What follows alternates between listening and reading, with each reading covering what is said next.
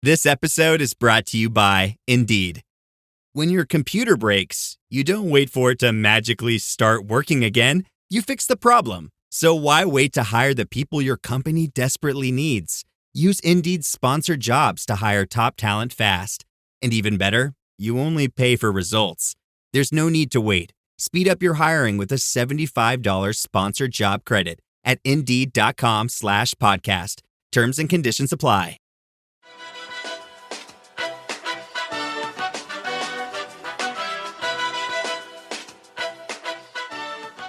Hey, hotcakes! Welcome to Hot Take, the podcast where we talk about the climate crisis and all the ways that we're talking and not talking about it. I'm Mariana Hegler. And I'm Amy Westervelt. Today we have a special episode with our friends over at The Coolest Show. We had a really interesting conversation with Rev Yearwood from the Hip Hop Caucus. Yeah, I could listen to him all day. He's like, I feel like I learned so many things just in that conversation. Yeah. So hopefully you'll learn some stuff too, and you'll enjoy listening to this. Yeah, we talked about like all the missed opportunities for the climate movement over the years.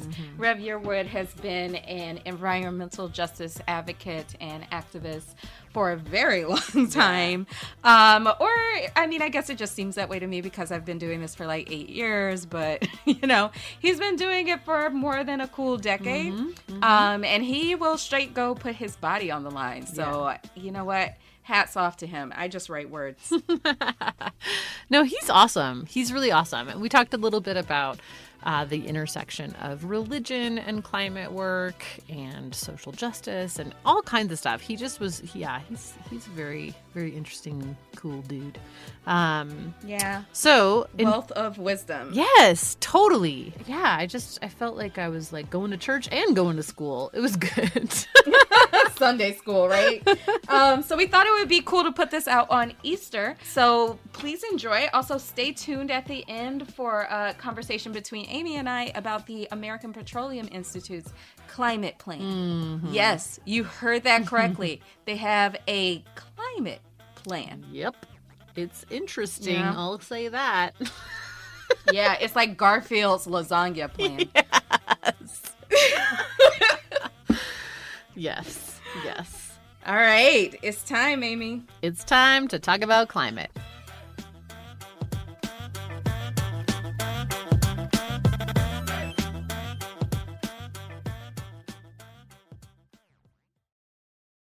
Well, first let me just say I have a lot of questions.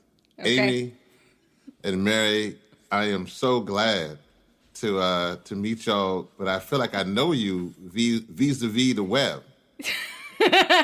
It's where we really live, actually. I think you're right. I mean, I feel that. Yeah. So I guess for folks who don't know you, let me ask the question I ask all of the folks that I talk to, and I'll just start off with who is Mary Anise Hegler? I'll start you, Mary, first. All right. I was really hoping you're going to go in alphabetical order with Amy. Who am I? I'm a writer. The focus is mostly on climate change and emotion and climate change and race and climate and justice, which honestly, I don't know how you write about climate change without writing about those things, but some people do it. And I am originally from Birmingham, Alabama, by way of Port Gibson, Mississippi, and I live in Harlem. And I'm also a bat enthusiast. Big fan of bats. Wow, I love that. I never. That's great to know. I mean, I never would have known. I mean, I guess there's a combination. I never would have thought about Birmingham to Harlem and then loving bats. Like, when did bats become into that conversation? Like, when did you begin to love bats?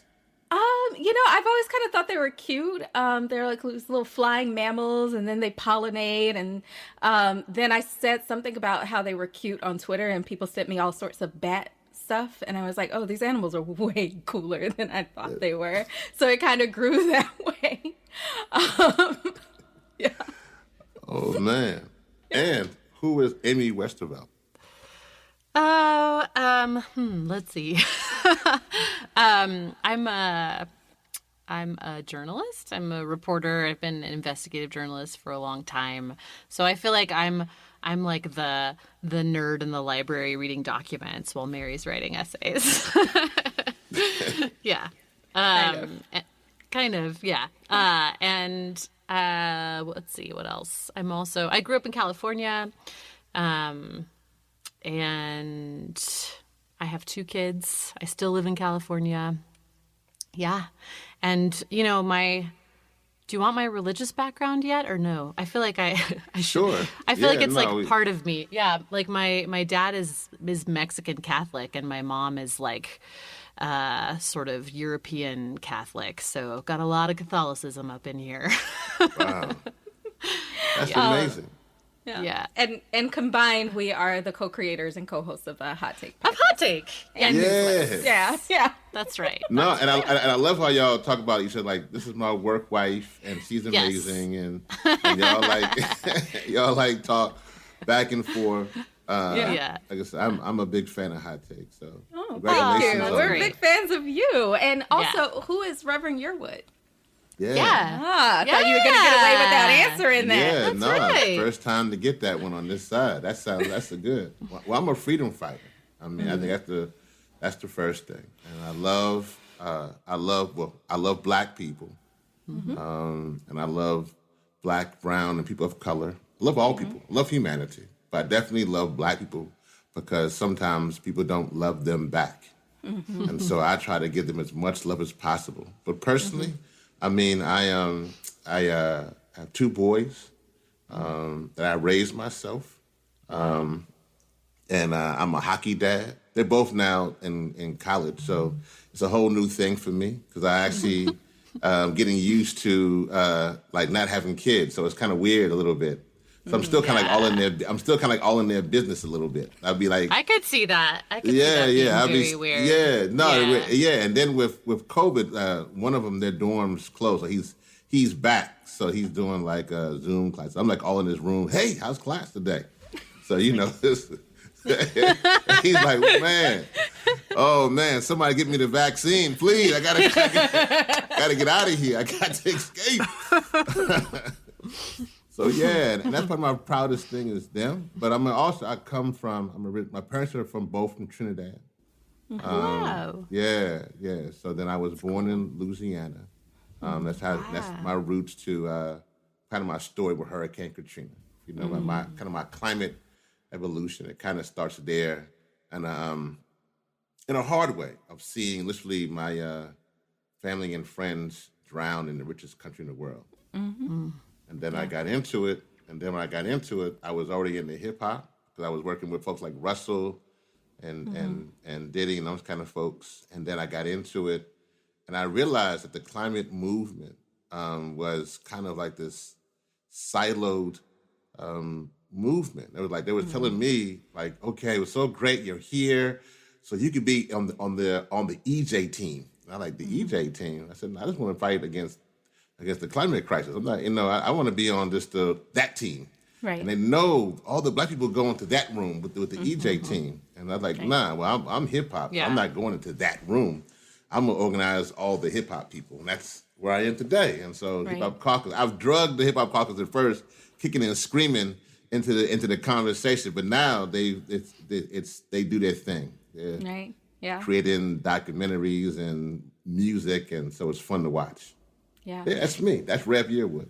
That's awesome. It's always so interesting to me how like EJ kind of became like the EJ meaning environmental justice became like the kids table of the climate movement. It was just like we're gonna. Real. Yeah, no, they're like, we're going to go yeah. solve the problem in ways that don't account for your humanity at all, and then we'll give you those problems to solve. Right? Like problems that we specifically made for you. It feels to me like that silo is breaking down, but for you as someone who's been in it for a long time, how do you feel? Well, first of all, you don't take no shots on you. Like he said, at least he put a little extra sauce in that long. He said long time. I've been doing this for like 5 years. No, I'm just teasing. It's been a long time. It's been a minute. I'm an OG in the climate movement. No, I mean, well, actually, so in that note, let me just give a shout out to the one who used to babysit me, Dr. Beverly Wright. So let me just give a shout out. She'll tell you, I have to change Rev's Pampers. No way. That's so funny. But no, I think it has changed. We are coming a long way. As you know, one of the things that I do a lot of street heat. So I've been arrested quite a few times fighting against fossil fuel companies and against pipelines. And so I've been in a few jails across the country. And so in that, I remember that I was the only one. Now, with amazing groups like Sunrise and Zero Hour and Generation Green and all these powerful young folk coming up in the movement, that's at the case no more. They're literally putting their bodies against the machine in that aspect. And I'm just so proud of them for doing that. And I'm also just proud about how I think you mentioned earlier about the kiddie table. You know, it's crazy because there's a reason why that kiddie table was created. And it was created that way, not only from a standpoint of policy, of worth, but also resources. And so we know that the kiddie table shouldn't have been created at all. We know when EJ was first created from Warren County in North Carolina, there shouldn't have been a kiddie table. That should have been a marriage right then. The climate movement has actually missed so many opportunities to connect the dots between climate justice and racial justice. And so when at that moment back in the 80s, they should have connected those dots. And then during Katrina, they should have clearly saw then. And it's interesting because that's actually the moment when the fossil fuel industry is beginning to use the terms like climate, denial and climate hoax around 2006. If the climate movement had begun to use more issues of humanity, it could have literally broke those tactics down from the fossil fuel industry, who literally went from climate denial to what we're now seeing, which is climate delay, which we're now also seeing in the Congress, which is climate dilute. Well, how can we make this legislation as diluted as possible? So if they had disconnected the dots, and so it's unfortunate, and the stakes are too high. But that's it, Mary. Yeah, that's kind of the evolution of that EJ process for me. Yeah, it's so frustrating to look back on it. And Amy says this all the time. It's like how race is the Achilles heel of the climate movement and the fossil fuel industry. Like they know that. Facts. Right. It's a weakness that gets exploited all the time. It's like the reason that the fossil fuel industry can, say, oh, the transition is going to be racist, is that the environmental movement has been very bad on race for a really long time. It's I don't know. I feel like if you don't care because it's just like because you don't care about justice, you should care because it's a good way to lose. No, but Amy, you're right though. But I mean, Amy, that's the thing though. The climate movement, the modern day climate movement was created in a silo. When they came into existence, so there's two parts, right? There's the conservation movement, as we know, that goes back, it has a whole lot of problems in itself. That's a whole other conversation. But public the modern land, that's a whole other piece you gotta get into. Yeah. But the modern day climate movement, meaning around the creation of EPA, right? Around between 1968 and 1972, in the creation of the, quote, modern day climate movement, most of the big green organizations were created. So NRDC, LCV, Rainforest Action Network, all those organizations, UCS, were created within that 4-year time frame. That's literally when most of them were created. For whatever reason they were created. What's also important is that the people were in the streets. So you had the Black people with the Black Power movement was in the streets, and that wasn't a part of this process. You had the women's movement that was emerging, the gay rights movement that was powerful in New York City and just throughout the world was just moving forth. You had even had the anti-Vietnam movement. So even young white kids who were putting out street heat, they weren't engaging. The climate movement literally said at the very beginning, we are not going to be a part of that kind of movement. So even if it's the anti-war movement or the gay rights movement or the strong feminist and womanist movement or the Black Power movement, they immediately pulled back from the inception. and they coasted along. So that when Mary's about the EJ movement emerging, and literally think about now, that's 1968, 1972. So then you go 10 years, and then when Black folks are saying don't put landfills in our community, that was their moment to literally say, okay, let's break the silos down. And even then they pulled back.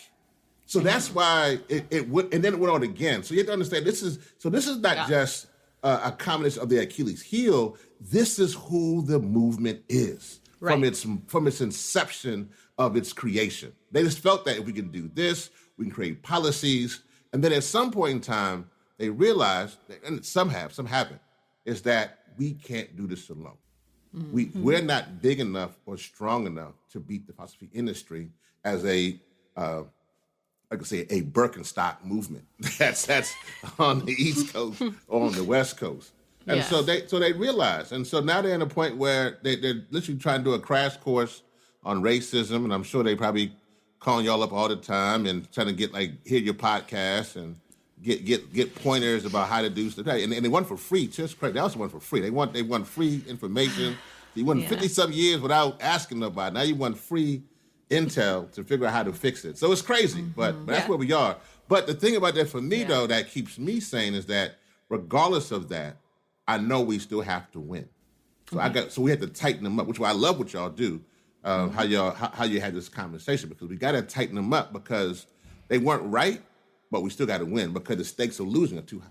Right. That's right. They have too much power to be left alone with it. And it's just just naming all of those movements that you just named and how the climate and environmental movement refused to engage with them. I think about, we probably could have averted the climate crisis if they had just drawn the connections, right? Especially, so to me, I draw my roots or my lineage in the environmental movement to the civil rights movement.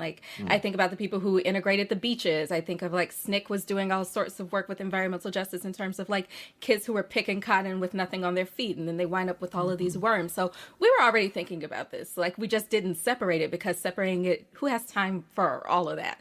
And also, how does that make any sort of sense? But also the anti-war movement is one that drives me crazy, because had the environmental movement been anti-war from the beginning, it wouldn't have taken us this long to realize, oh, wait, no, the fossil fuel industry is evil and there is no working with them. You know? That's real. No, you're right. No, we had been in a position where we had connected. It should have been from the very beginning. If any movement, I mean, maybe at the Black Power movement, because that's 68 after Dr. King has been killed. Maybe they've been a little skittish on that front. Maybe a little skittish around the gay rights movement or around other movements around the womanist and feminist movement. Maybe they've been a little skittish around those. Shouldn't have been, because it's truly, if you're progressive, that should have been bringing those things in. But the anti-war movement was also steeped in policy. It was steeped in the Pentagon Papers. It was steeped in a way that it was very similar. And so the no war, no warming movement should have emerged from the beginning.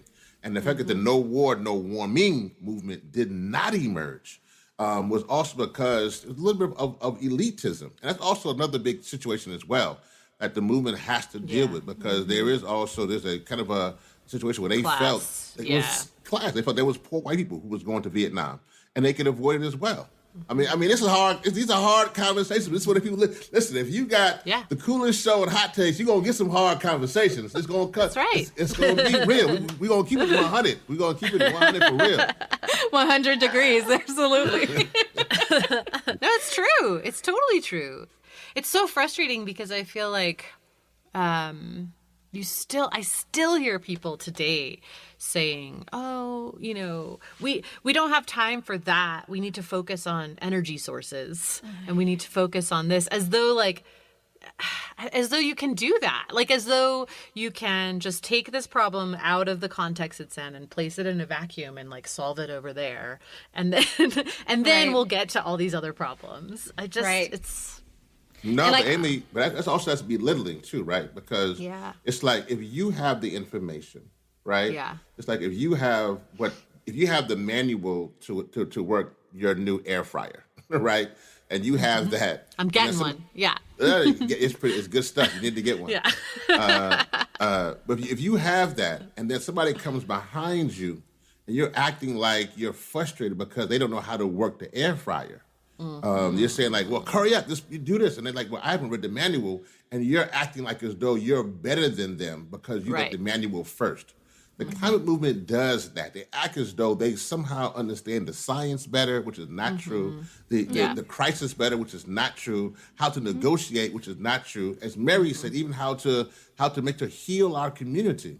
And so now they're making it so that I got the manual first, and so others didn't. Which is ironic, though, is that now we're finding out that, listen, indigenous communities, First Nations, Black people, brown people had that same manual, just worded slightly different.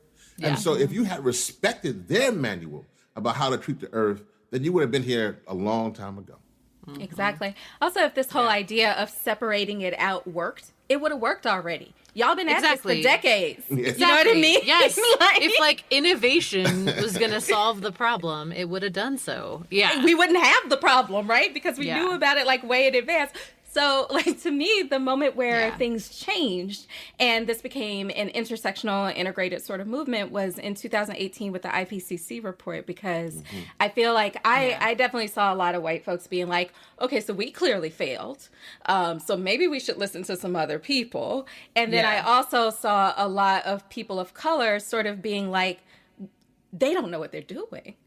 We have to do something about this, right? And sort of knocking down the doors and being like, okay, well, clearly y'all don't know how to save the world.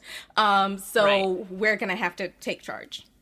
No. I think the Standing Rock protest too, it was like a 1-2 punch of the indigenous protests starting to happen 2016, 2017, then the IPCC report, and it was like, oh, okay.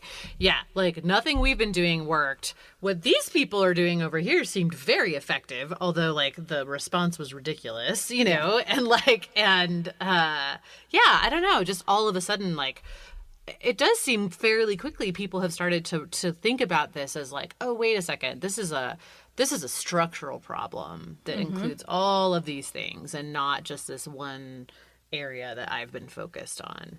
A lot of people, obviously not everyone, but no. Well, I listen. More. Those are critical. You see behind me, one of my hats is going to say 9 years. Which is the countdown, and I have each year. I have 12, 11, 10. Actually, 11.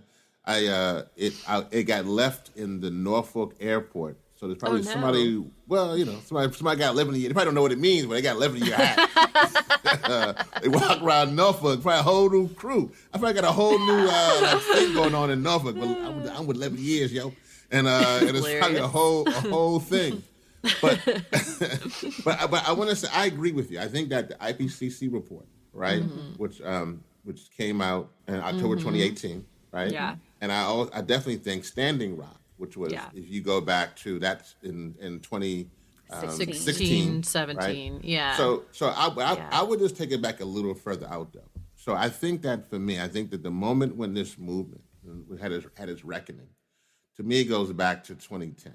And it goes back to policy. It goes to the failure of the Markey-Waxman bill. Waxman-Markey, yeah. I think that once that fails, and I think that how that fails, because of two different things, because of the amount of money, because the other part of this conversation is the amount of resources that is propped up through our foundations. That's a whole other conversation through the foundations and the philanthropy of this process, propping up failure in some cases and not holding them accountable and measurable.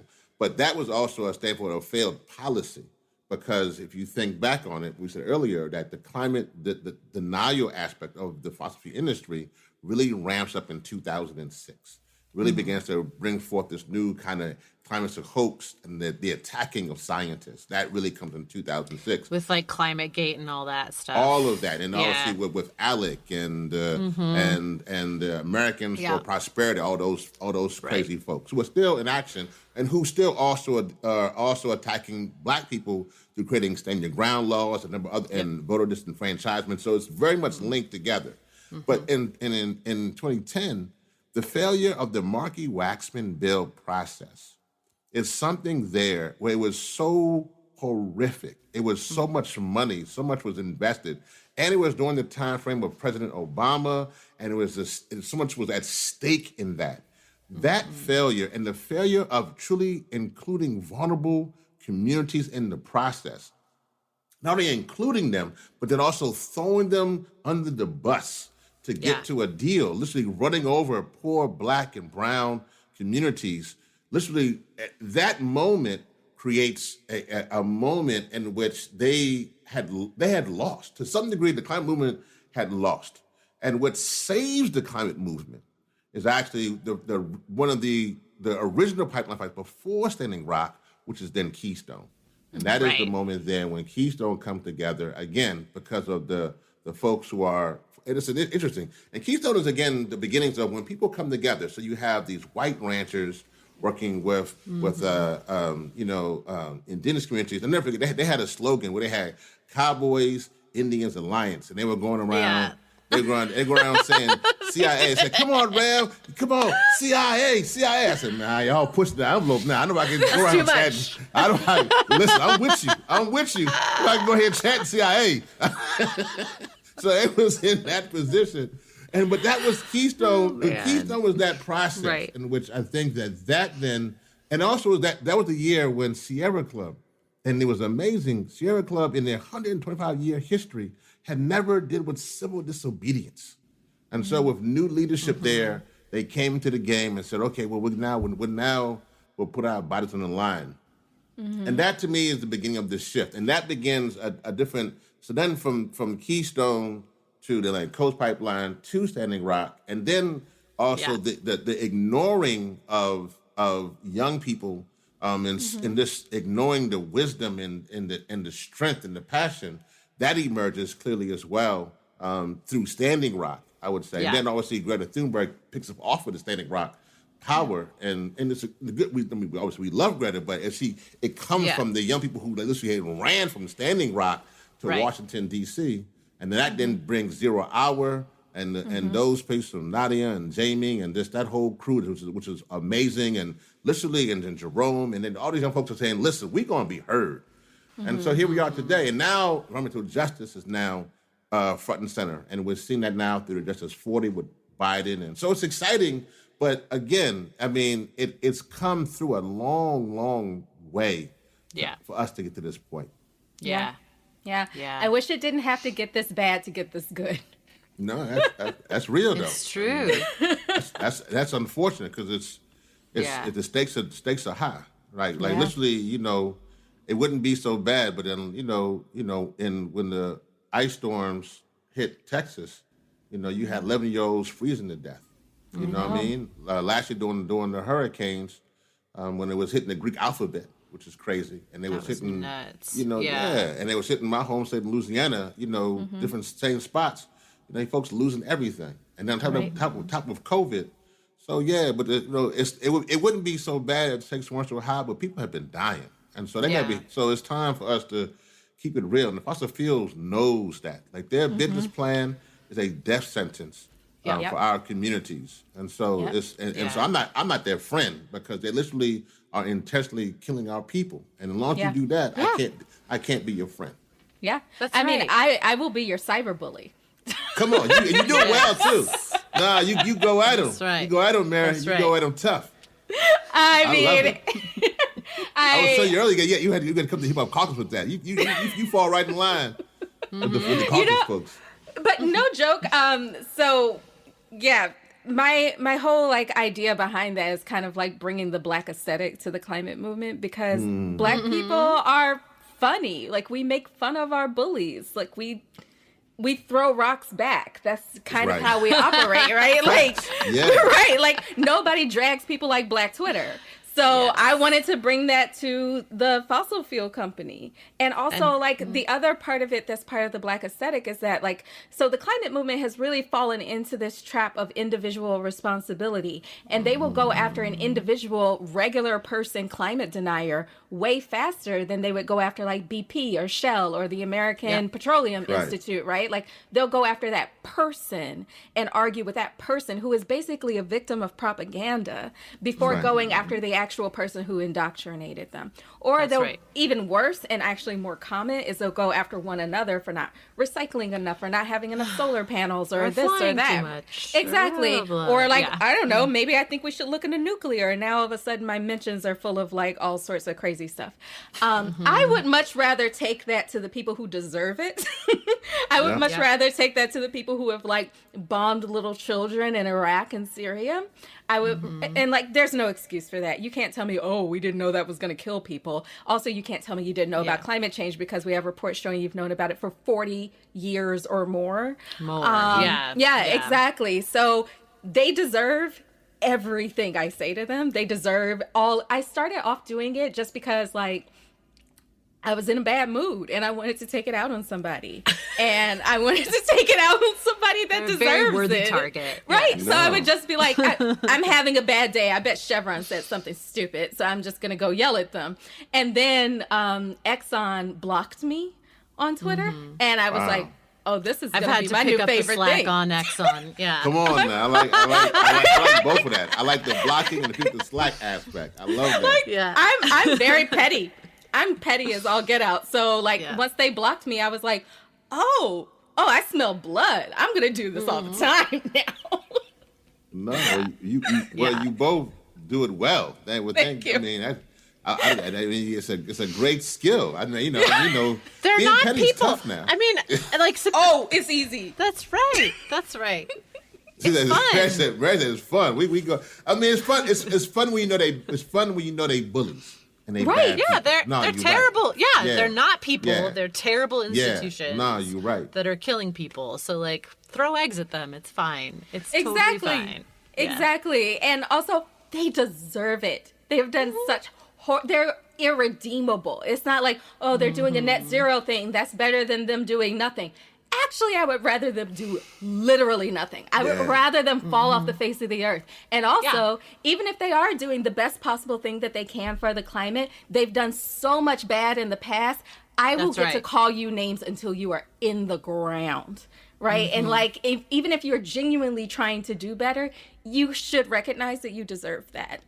No, you're right. No, I agree with you. Well, you know, one thing in Hip Hop Caucus, we've started to try to figure out different ways to approach that. And so, like you said, so we actually did a whole comedy special that's out now that actually. Oh, awesome. Yeah. Hopefully, we're not sure when it'll be mainstream, and it actually will play at the Environmental Film Festival.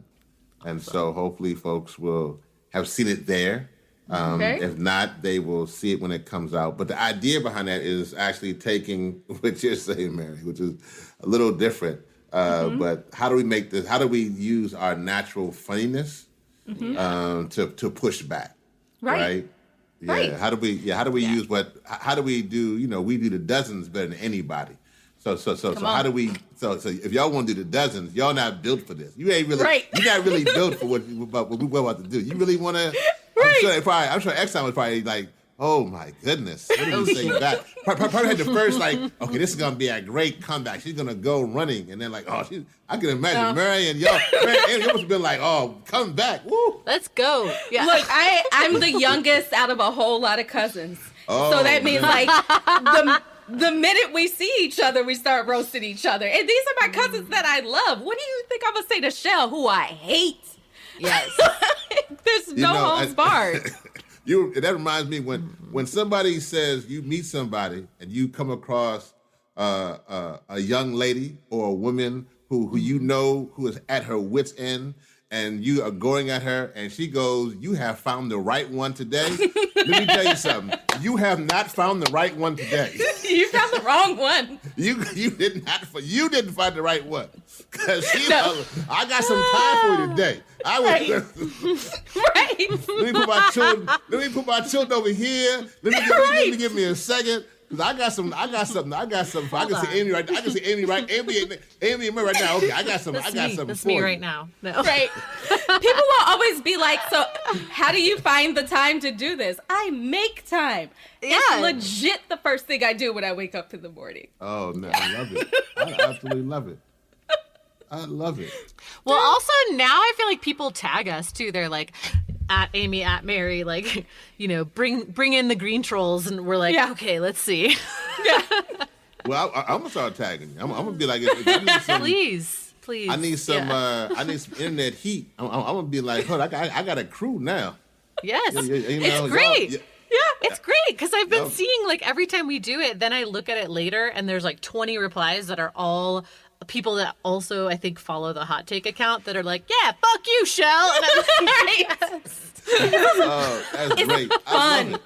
And honestly, I think people think climate activism has to be really sad and depressing and serious. You get very to serious. laugh. Yeah. We get to laugh. We get to be silly. We get to have fun at these people's expense. That's right. And yes. So at the very least, we should be able to enjoy clowning on them. Like, no, you're right. Well, it's also just using that. I think that's the thing. People have not used. So this is to your point, Annie, about Standing Rock. So when Standing Rock was so powerful because we saw how the Lakota Nation used their indigenous culture in everything, right? Yeah. Even how we started ceremonies, how we ended ceremonies. And so using culture was everything. And it was powerful because it was centering. And it was healthy because you can't do this work if you're bitter, jaded, or cynical. You can't do it. It'll overtake you. And you can't do it if you are only doing it from their standpoint. Because truthfully, if you think about Exxon or BP or Chevron, or as folks say in the Bay, Chevron, if you are dealing with them, you don't understand how much they have. It'll make you feel like you can't do it. But when you begin to just say, nah, we're gonna go at you, which is that's kind of hip hop, because hip hop is that kind of like, in some cases that kind of small little voice, that says, nah, no matter how, it ain't small no more. But when it first started, it was just like, we in the Bronx, let's use our voice to create change. And so y'all like the original, like y'all like the Get Fresh crew. I'm like y'all like you guys like Rappers Delight. Yeah, y'all gonna be like Climate Delight. I'm gonna be like you know what I mean? Climate Delight. That's what y'all making it happen. Y'all bringing the pain, and that's actually a critical piece. So the culture piece is such an important piece. Yeah. For what needs to happen. Yeah. And I think that also gets into the thing that, like, I know we came here to talk about, but got so far to other things. But like how faith is different. And how faith can be really important to the climate movement, and how, like, so one of the things that I find really frustrating about the way people talk about climate change and climate denial in particular is they make it seem like it's a Christian problem. And it's not. It is a white people problem. Yeah. A lot of the people who are climate deniers would not even call themselves Christians, would not even go to church. And even the ones that do, like, they subscribe to a very different type of Christianity than I've ever experienced in my entire life. Like, I grew up in churches in Birmingham and in Mississippi, very much in the Bible Belt. And I grew up with Black churches, and it was always seen as like that nature was this beautiful, wonderful thing, and that this planet is this beautiful, wonderful thing that we're in communion with and not in domination over. And I've always just found that narrative so incredibly frustrating. Yeah. No, it's like a very specific strain of puritanical white Christianity that's like, that has that idea of like dominion and whatever, and it's I don't know. It's very irritating. No, well, I mean, so the reality, so for me, as folks, this is the part. So I'm a person of faith. I actually was in the Air Force as a chaplain. Wow. Yeah. That's so interesting. Can I ask a dumb question? No, What's please, the difference between a reverend and a chaplain? No, that's not a dumb question at all. I mean, it's I don't know the answer to that either. No, but it's easy. It's the same thing. It's the same thing. Okay. So it's reverend, chaplain, minister. It's the same, elder. Okay.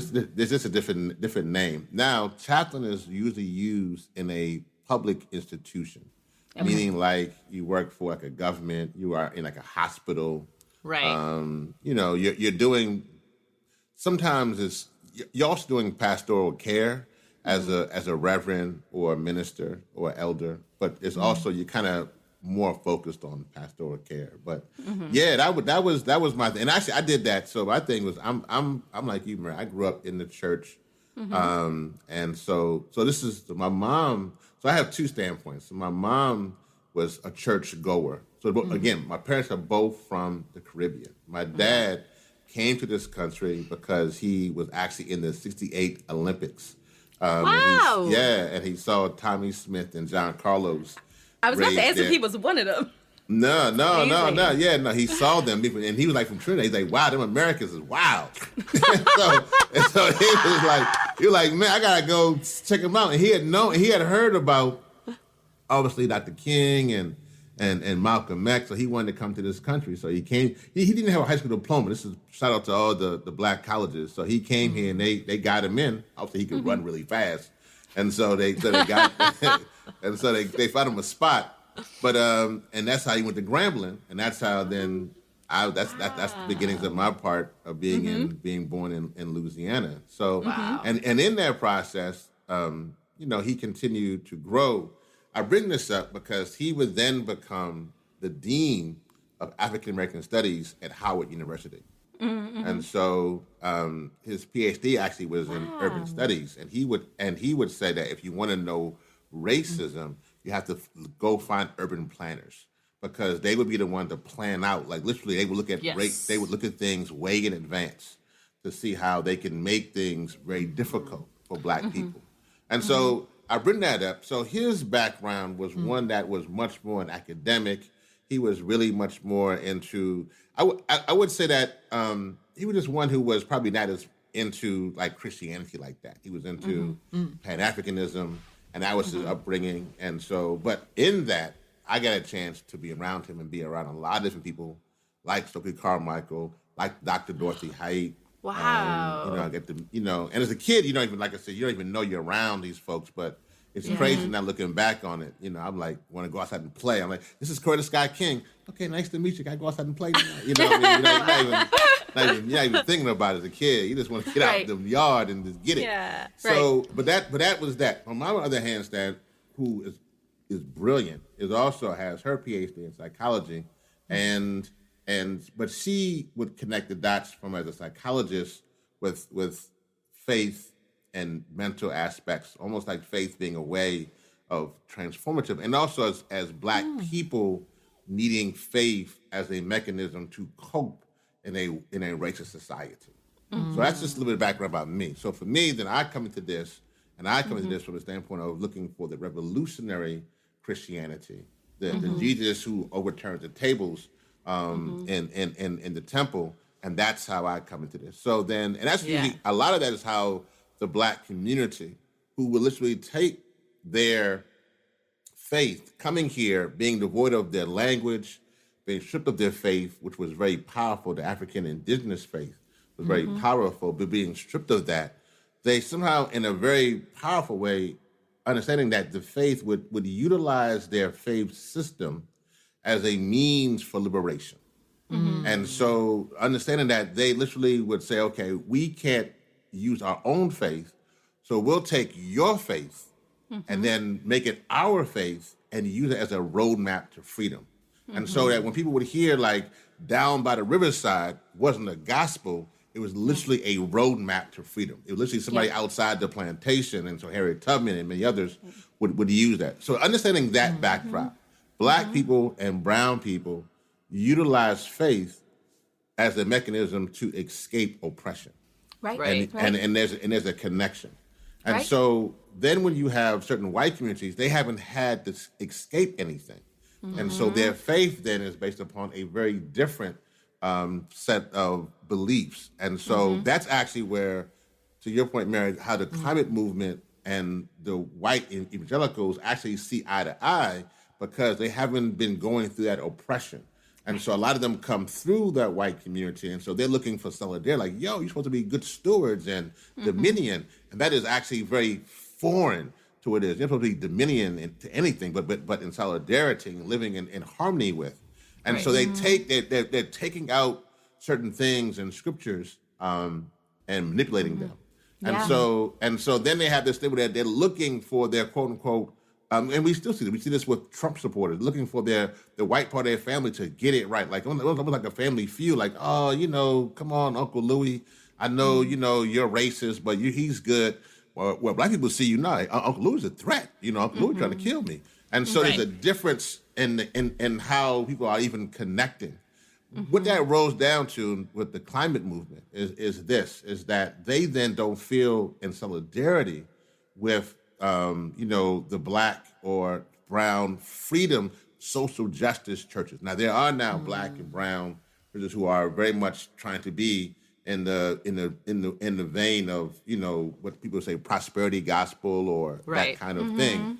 But for those who are social justice anchored, which we now see with like Reverend Warnock going up to Congress and things like that, and many others. So that difference there is what we're now looking at. And so the climate movement has to get away of looking for the traditional white evangelicals and actually looking for faith. This is the key problem. Right. The climate movement is looking to be cheap. And this is the problem. They're not owning who they are. Sometimes they may be agnostic or atheist. Own that. Like, be who you are. Be human. You don't have to believe nothing. Be who you are. If you're a person of faith, be that. If you're a Buddhist or Muslim or Christian, be that. Use your faith as a mechanism for change. If it doesn't work for you, then find something else. But the key thing I tell young people who are listening to this, the one thing about this work, that is facts, you can't do this work by pulling on yourself. You got to have something external. I don't care if it's your family, if it's your children, if it's your faith system. If you pull on yourself, it will consume you. And so you got to have something outside of yourself, external, poetry, music, something beautiful. You can go into your spirit on a daily basis. And that's the thing that our movement doesn't understand. And so they are bastardizing the climate, the faith system to manipulate them. And then, as you said earlier, fossil fuel industry is very good at sniffing out frauds. That's one thing they're good at. They're good at that. They're good at that imposter. So if you come to them with that fraud or the astroturf, they're good at sniffing you out and seeing if you ain't real about this, and then they'll get you. Yep.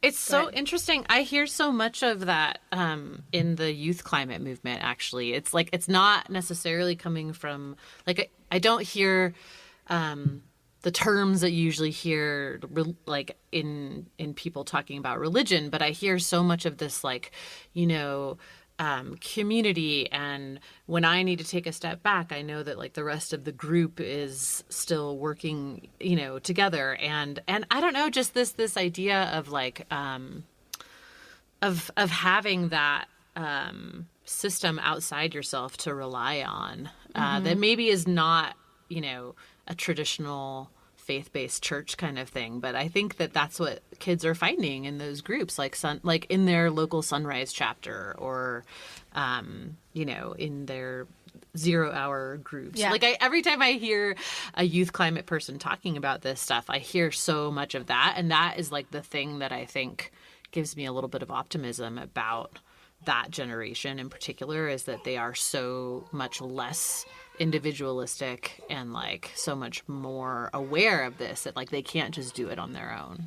No, the other thing you kind of made me think of, and this is not a super well-formed thought, so bear with me, is like the white evangelicals kind of have this thing where they think they're like really favored. And so therefore they think that like, the passages of the Bible that they would identify with are the ones where it's like they're the chosen people, and, being a steward of the earth means to exploit it, and like this isn't their forever home, and so they weren't meant to leave the planet in a livable position. Oh, right. So like they identify with like, we're so favored. And also I think white environmentalists kind of have that idea too, that like, well, surely once I show you these charts and graphs and show you that you're going to kill us all, you will stop what you're doing. And not realizing that like, actually these corporations do not care about your life. They care about my life less than yours, but they don't care. Ultimately, they don't care about your life either. And so they just like on both sides of it, they struggle from it. And the root cause of that is white supremacy. And we're all suffering for it. Yeah. No, you're right. No, and I would say that what we're also seeing a lot is particularly within progressive white communities is they are appropriating a lot of the beautiful customs, and then people don't know that. So we see that in the Black community when we see a white person who literally is, in essence, trying to be overly in the culture, so to speak, and not really a part of the culture, but they're just using it, and it was like a visceral kind of, I'm gonna look at your culture, use it for my own kind of personal thing. We say that you are appropriating either the hairstyle or the dress, or you're appropriating something. That also happens within faith systems. We see that particularly with like indigenous. You're seeing a lot of white folks who are appropriating, like, this is we're going to the earth and we're doing this, and they're literally taking a lot of the customs and bastardizing it, and we're seeing that, and that's actually very dangerous as well. And that's why I'm so happy now you're seeing many more of our indigenous sisters and brothers who are literally saying, no, this is our custom. It's sacred. You can't wear that. You can't be that. Love my sister Tara Houster. Tara Dodo still so fighting much. Stop Line 3. We with you in that process. But we're not your mascot. And that you can't do those things. So that's definitely very beautiful. But for us, I think that the thing there that you're saying that, Amy, is very important in regards to just the standpoint of just the faith standpoint for young people. And so for me, being in I guess the advantage of being in a myriad of different movements. So me being within the movement for Black Lives and being a part of that process, I see, and now you're definitely seeing with 0 Hour and Sunrise and Generation Green and a lot of more young people in that aspect. I'll say this, they're also realizing that this ain't no game, right? Like, people have been playing with this thing. They come into work and they working for the climate movement. They got a good gig, and they can have their outrage is really 9 to 5 outrage. It ain't really, it's sweet outrage. It ain't street outrage. Right. And so they out in the streets when it's real. When they and they also realizing that the other side ain't playing. Other side is monitoring them. They're watching them. They're attacking them online. They're not only doing it when you in the spotlight, but when the spotlight is gone, they still watching. And so young people are now beginning to see what Black people went through with SNCC and SCLC, and all of that process, right? And so they're seeing this is real. Like, this fight is real. This is the fight, not only for us to transition from fossil fuels to clean energy, but this is a fight for us. Like, I'm in a battle as well. And so being in that battle, they are beginning to say that your institutions is full of games. Like, y'all just going through, which is cool. Y'all do your thing and pass the plate. But I really need something real. Like, I need something that's going to touch me to keep me fighting, because I want to give up. Like, I really don't want to do this no more. Like, this is hard. And I don't, like, I ain't got my friends are mad at me. My love life is all messed up, and my money, the money is funny. You know what I'm saying? This is hard doing this work. Yeah. And so that's when you really need to be like, I need something outside of me to be like, the battle is not mine, but yours. This is not about me. I need something to come in here and let me see something. Give me a better wisdom or vision. And so what you're seeing, Amy, is that you're seeing young people who are then creating that powerful spiritual connection. It might be, and it might be, let's smoke some weed. It might be, let's get together. Whatever it may be, but it's real. The spiritual process is real because they understand this. That one, they are not just fighting for equality, but they're fighting for existence. And two, they understand that they are also fighting against something, as we said earlier, that the fossil fuel industry's business plan means a death sentence for our communities, but also our activism means a death sentence for the fossil fuel industry. And because of that, they are not going quietly. And if they're going to, and if these people are already suicidal enough to build more pipelines and to get more oil and gas and coal out the ground, knowing now the facts of what this means for even their own children, you're dealing with somebody and something that is not only suicidal, but is maniacal. And so when you're dealing with that, then you have to have not only everything about you spiritually has to be in place. And that's what you're seeing today, young folks. And they ain't got no game for no church to come here and just sing kumbaya and either Jesus did this or this. It got to be real because they're dealing with real situations. And if there is a time, let me say this, if there's ever a time that we need God, it's now. And not the God for some church or some mosque or some temple or whatever it is you need. And not even God if you talk about the spirit and all something in the heaven. I'm talking about the spirit of the people. That's right. Something that connects us together, that allows us to say that, listen, I am willing to give my life for this mission. And that means that I am willing to not see my children no more. I'm willing that if this is my last day on this planet and not see my friends no more, this is my last day, then so be it. Because I know that I am connected to a struggle that is on the right side of history. Yeah. That is faith. That's faith. And that's the kind of spirit we need to make things happen. Yeah. Yeah, I totally agree. I think one of the questions I get a lot about climate activism is like, people will present me with a given thing like a pipeline fight or a boycott or something like that. And they'll say, do you think this is going to work? And my question back to them is like, do you think it's worth it? It doesn't matter whether it's going to work or not. You can't tell the future, but you can decide right now if it's worth it.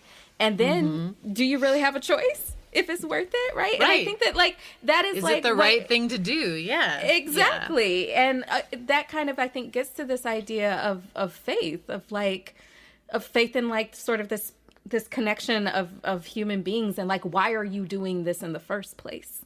And always wanting to know what the end goal is just not going to serve you. And also people often feel and wanting a guaranteed outcome too. That's not life. Yeah. Yeah. And also this idea that people think that they're doing it all by themselves. And that is a really crushing feeling. That can just feel like you're carrying the weight of the world because it's climate, right? It is the weight of the world. But once you realize you're not the only one doing it and you become in communion with other people, it's so much easier to do it, and it becomes a joy to do it. It's so much more sustaining. And that's why you also have to guard your spirit there too, because you can't be around people who have a negative spirit, and always being being down in the dumps and being negative. That can affect you as well, because you can't be around people like that. So this is. Yeah. Man, I tell you, I think we got some new family. I love the Hot Takes Coolest Show collab. We got to do this more often. Me too. This was like having therapy. Thanks, guys. Yeah, it was. I also just realized how our names kind of play off of each other. That's kind of nice. But I do have one last question, and there is a right answer. So, what is this is for Rev? Not I have you, one last question too for y'all too as well. Okay. So, okay. Yeah, this is here we go. What's the best band in the SWAC? The best band in the SWAC? Yeah. Oh, that's gonna be Grambling. It's not. That's the wrong answer. No, that's the right answer. That's the wrong answer. Y'all are number 3. I'll give you that. No, you're better than Jackson State. You're better than Southern. You're better than Texas Southern. But it's all corn. And then Mississippi Valley. No, it's all. It's all. You know, it's all. Oh corn. Man. Yeah. You know. I still got love for you. Brian. For real. I do. You cool with me, but that one right there, hey, that ain't gonna cut it. You know what I'm saying? You know what I'm saying? That one right there.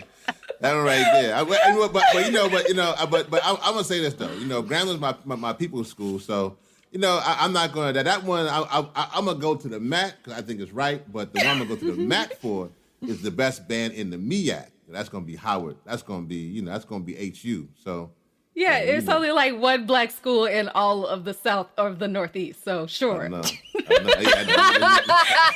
Now you know you shot. Now you know you gotta be careful. Now them folks at AMT and Hampton will get you now. You know those. I forgot about that. that. Nothing now. They'll get you on that one now. Amy is so confused right now. My mom seems fun. She's like, yeah. Is Miak with Alec? Is Alec with Miak? What's the SWAC? The SWAC with Alec? What are you talking about? The SWAC is the Southwestern Athletic Conference. It's where like black schools from Alabama, Mississippi, Louisiana, and Texas. So now I have a question for y'all. Here you go. Okay. Let's go. Okay, genres in music. Now I'm in hip hop. So so I'll say this. So I would say hip hop, but now we're gonna go all genres of music, right? We're going to just any kind of music. Okay. If you were like only can take 2 artists with you, only 2, like, and that was it. Like this is, you were gonna go on one of those Elon Musk trips to Mars, where it took 7 months to get there, and you were gonna be on Mars, and and you can only take 2 though. You can have their whole, but that was it. You can have that's their catalog. What 2? And it's any genre from jazz, gospel, hip hop, R&B, country. New, rock. old, whatever. Okay. Yeah, you only get 2. You get that artist in their catalog. So you only get 2 artists. What 2 artists are going for you tomorrow? Alive or dead? Doesn't matter. Yeah, it could be. Can they be dead people? Yeah. Well, we know technically as an artist, when you have music, you never die. That's right. You're just taking their music. Yeah, okay. Their music, they live forever to their music. So so those 2 artists, you go into Mars. You know what I mean? You only get 2 catalogs. What 2 artists are you taking? Who wants to go first? Amy. Me? Okay. Well, I actually I totally know, and it's like the weirdest combination of people, but it's Bill Withers and Juanes. Wow. Okay. That's a wild I did not know Very you were a weird. big Bill Withers fan. Every Sunday. Wow. Oh man. I can't believe I didn't know this about you. Yes. I mean, this is a really hard question. I gotta say, it's like my this is a tough idea of this has got to be like my idea of my personal hell. Definitely one of them is Stevie Wonder, and the other is between Earth, Wind, and Fire and Beyonce. I would probably go with Beyonce because Earth, Wind, and Fire was a contemporary of Stevie Wonder's best work, and Beyonce's not done. So that would mean I could get new music because you said the whole catalog. That's true. That's what's up. Yeah. Mine would have been for the 2 genres. Definitely got to take Aretha. Aretha gonna give me a lot on R&B, gospel, everything from Aretha, no doubt about it. And then I gotta take some hip hop. So now for me, I would be fine with Tribe Called Quest. But it would be because they would be a lot. But Jay-Z would be on the list too, probably. Jay-Z, because I figure if I'm going to Mars, I'm gonna need something to get me through going to Mars. So That's true. Right. So I would be that combination in that process. Yeah. Plus, you'd have to deal with Elon Musk the whole way. So I know I had to definitely tune. Definitely got 100% got to tune him out. 100%. Love you, Elon, but you got to get it right. Speaking of that, you say this too. Keep it 100. We about energy justice. We talk about climate justice. That's right. We about energy justice. Our job is not just to transition from fossil fuels to clean energy. We want equity also in the clean energy sector as well. I had a chance to go through Tesla and a couple years back, and it was all white folks who was working there. So I was like, hold up, I'm not out here getting beat in the street so that y'all could be up in here working. No, we need to have some of that community solar and clean energy for Black, brown, and I believe that truthfully that can actually help us through energy justice. So I know. I'm very worried about lithium colonialism, just like being the next wave. Yeah. No. And the whole thing with energy poverty, because we see that some people are right there next to where they were right next to fossil fuels, but now they're right next to clean energy, and they're not benefiting as well, or they're digging up the minerals, and particularly, obviously on the continent and across the world. Yeah. Well, this means that we have to have more hot takes and the coolest show conversation. I like it. Let's do it again. Yeah. I'm definitely with it. Yeah. Well, thank y'all so much, Mary. Amy, Thank you. My new cousins in the podcast world. That's right. Yes, we'll see you online trolling. I'm just Oh, yeah. I'm looking forward to it. We'll be doing that all day.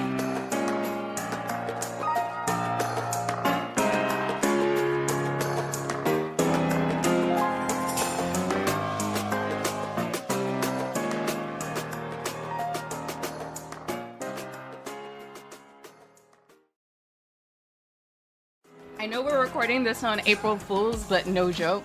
The American Petroleum Institute has a climate plan. They do. And they had the fucking chutzpah, cojones, whatever you want to say. Audacity, nerve. To actually be like ahead of the 26th conference of the parties. That's the official term for the COPs, which are these like big international climate meetings every year. API shares its analysis, initiatives, and policy solutions to build on the progress the U.S. has made in driving emissions to generational lows. Like there are so many crocs of shit just in the first half of that sentence that like it is, amazing. I want to focus on the generational lows, okay? Because we all know that like the vast majority of CO2 emissions have happened in my lifetime and I'm not 40 yet. How long is a generation, Amy? Yeah. 25 years. 25 years. Whatever. They're fucking high. Yeah. These are no generational lows. We are at generational highs. You know, the reason that they say that is because we have reduced CO2 emissions from coal, which the API takes credit for because of its push for natural gas, which is the main thing that has reduced coal carbon emissions. However, there's a lot of neat little tricks going on here. One of which is that they focus on carbon emissions because what they're pushing right now has mostly methane emissions attached to it. But methane is like way more potent, methane right? is also a greenhouse gas. It's many times more potent. And the research that keeps coming out is like, oh, whoops, actually, there's even more methane emissions. Or, oh, whoops, actually, methane's worse than we thought. Yeah. So, actually, can you break that down real quick? Because we do have a lot of listeners who are not like hardcore climate folks and may not know this stuff. Yes. So the primary emissions from natural gas, there are some CO2 emissions from natural gas, but the primary emissions from natural gas are methane emissions. And methane emissions are many times more intense than CO2 emissions. So it's a greenhouse gas with a 100-year global warming potential 25 times that of CO2. So that means that exactly. So measured over a 20-year period, methane is 84 times more potent as a greenhouse gas than CO2. So hang on. Yeah. So the API's big thing now is that, you know what, guys, maybe we can have a price on carbon, like carbon pricing is their new like thing that they're embracing. One, I know that you're going to explain why, that's kind of bullshit. Yeah. But also if their thing is now we want to price carbon, that's not a price on methane. Correct. It will do absolutely so it would still nothing allow them about methane emissions. And also, this is a thing you're seeing from oil companies too. Like, I don't know if you've seen BP is like kind of low key trying to rebrand natural gas low carbon gas, and you're seeing I've seen that. Yeah, and you're seeing that in API's wording here too. It's like we're pushing for a low carbon future. Well, when your big problem emission is methane, it makes sense to focus on carbon, right? So yeah, and then as far as carbon pricing goes, the the vast majority of experts have said that if you're going to price carbon emissions in a way that will actually sort of use these market levers to drive down emissions, that's the idea, is like if we make it expensive to emit CO2, then people will not emit as much CO2. And by people, I mean not just consumers, but companies, manufacturers, oil refineries, things like that. You know, the idea is that all of these things that like economists call externalities, which are sort of the costs of your product that are borne by the community that you're doing business in, would at least in part be something that companies have to shoulder too. So right now it's like we all pay for the impact of emissions, and this would force companies to pay a little bit. So sounds good, you know, is an idea that's been around for like 30 years. And here's the thing. Exxon and the API and all these guys were doing studies on what the cost of CO2 would need to be to drive down emissions like 20 years ago. And the cost that they're proposing now is less than the cost that they realized would be necessary like in the 90s. So it's like, you know, most folks say it would have to be over $100 per ton of carbon emitted to start to really, you know, drive down emissions if you're going to sort of use market forces to do that. And what the API and Exxon and all these other folks have suggested is starting at $50 and maybe gradually increasing that.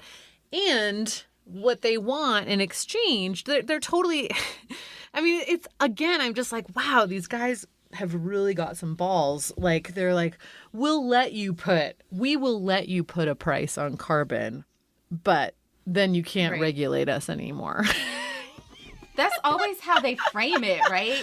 It's kind of like, okay. Yeah. Like, we'll let you do something about climate change, right? Yeah. And it's like, why is it all up to you? And also, their whole solution comes down to, you know what we need to fix this problem of capitalism? More capitalism. More capitalism. Exactly. I to me also, I'm just sort of like, why do we have to like create new market levers when we could just regulate this shit? That's a market lever too. You know? Right. Or we could just like abolish y'all's bitch asses. Well, like, how about that? Exactly. That's the other thing is it's like, again, I mean, you read through this quote unquote climate plan, and really it's a plan to extend the life of fossil fuels. It's like carbon capture, advanced hydrogen technology, what they mean by that is hydrogen that is basically coming from capturing emissions at natural gas plants.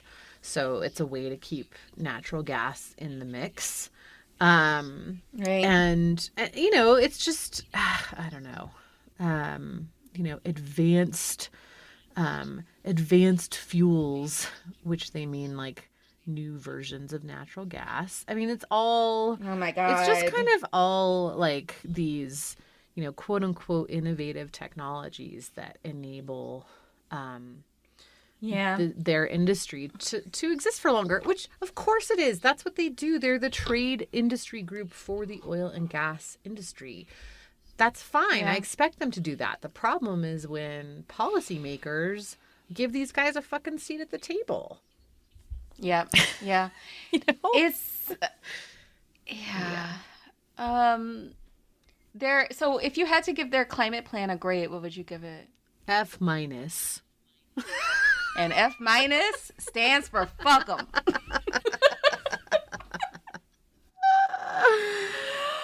Oh God. I mean, seriously, like, this is why I troll them so hard. It's just like they fucking ask for it. Mm-hmm. They're just like, you know. Yeah. They're just like, they dare you to do it all the time. I mean, like, they have a whole... they have a whole section in here where it's like their big suggestion is to like let them manage greenhouse gas reporting. Mm-hmm. And it's like, in what universe would that be a good idea? they're always concern trolling too. Like that's the thing that really like makes them so punchable, in my opinion.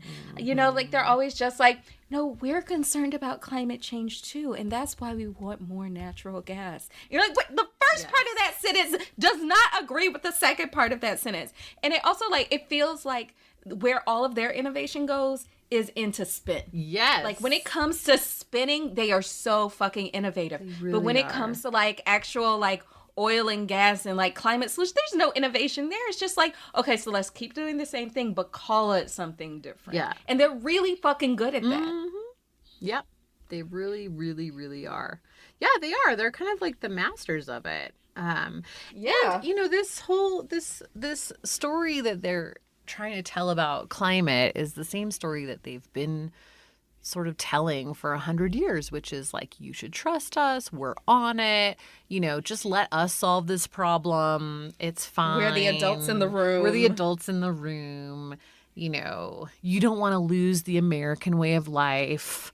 Yeah. You know? Didn't you talk about that in like the first season of Drilled? How they like went through this whole thing of like trying to make environmentalists seem like really young and kind of unhinged. Yes, they did that. That was API, right? That was API. Yeah, I talked about that in season 1 and season 3 because API was like one of the original trade organizations. They were one of the first. It was like the National Association of Manufacturers and the API, both of which, you know, went on to become massive purveyors of climate denial. Of course. And yeah, it's like, I don't know. That's their greatest innovation. It really is. Yeah, their greatest innovation is like the disinformation machine, which has impacted, you know, not just the conversation about climate, but sort of American politics and news and like how we get information across the board. It's a big, it's, you know, it's a big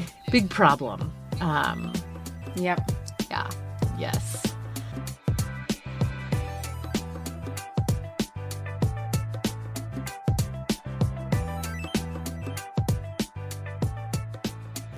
Big thanks to Rev Yearwood for having us on The Coolest Show and for talking to us and taking the time. That was great. Yeah. You should make sure that you are subscribed to their podcast, The Coolest Show, on all your podcast platforms. And also make sure that you're following Rev Yearwood on Twitter. He is at Rev Yearwood. Sounds exactly like how it's spelled. Yep. He's a good follow too. I like his tweets. He's good. Yeah. And you can follow us on Twitter. I'm at Mary Hegler and Amy is at Amy Westervelt and the podcast is at Real Hot Take. That's right. We're also good follows. Okay, Mary. Yeah, we try. We try. Yeah.